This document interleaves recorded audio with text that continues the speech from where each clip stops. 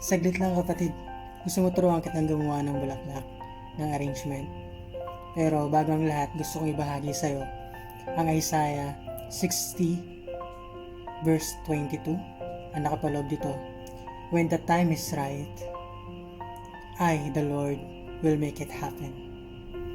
So minsan, parang tayo, yung sponge na to na nasa glass, parang ang pangit tignan, parang walang halaga. Isipin mo ikaw yung sponge na yan. Isipin mo ikaw yung sponge na naghahantay ng tamang timing kung kailan ka mapapansin ng mga tao, kung paano nila makikita yung halaga mo. Pero minsan, ang Panginoon ay kumikilos sa isang bagay na hindi mo nalalaman. Habang ikaw ay natutulog, habang wala kang ginagawa, doon mo nakikita na ang Panginoon ang mismong kumikilos para sa buhay mo. When the time is right, I, the Lord, will make it happen. Sabi nga ng Panginoon, relax ka lang, anak.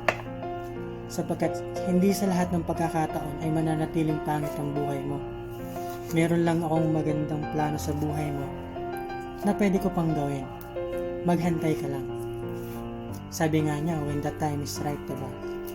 At sinabi pa niya, I, the Lord, will make it happen. Talagang idiniin niya yun, kapatid.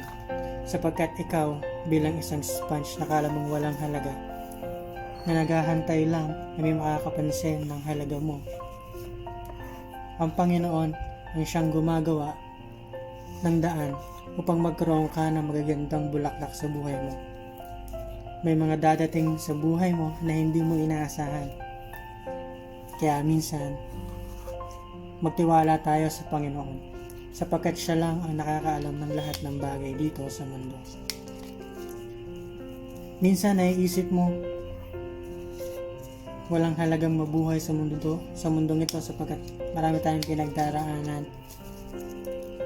Kala mo lahat na lang ng hirap sa mundo, ang bigat ng mundo, lagi mong pinapasan, kapatid. Pero ang Panginoong Diyos, hindi mo napapansin na sa bawat tusok na ginagawa niya sa iyo, sa bawat pagsubok na pinaparanas niya sa iyo, sa bawat sakit na nararanasan mo, siya ang Diyos na nagpapaganda ng buhay mo. Kung una, napakapangit ng buhay mo, kung paano mo ito tignan, para kang sponge na walang buhay. Pero dahil ang Panginoon ay gumagawa sa iyo ng mga bagay na hindi mo inaakala at ninanais, hindi mo napapansin na patuloy at patuloy na gumaganda na pala ang buhay mo. Kaya kapatid, huwag ka masyadong manghinayang kung dumating ang pagkakataon na nakaranas ka ng isang sobrang hirap at sobrang pasakit sa buhay mo. Puro tusok ng sakripisyo at sakit ang napagdadaanan mo. Ngunit kapalit naman nun ay ang kagandahan na pwede sa iyong ibigay ng Panginoon. When the time is right, I, the Lord, will make it happen.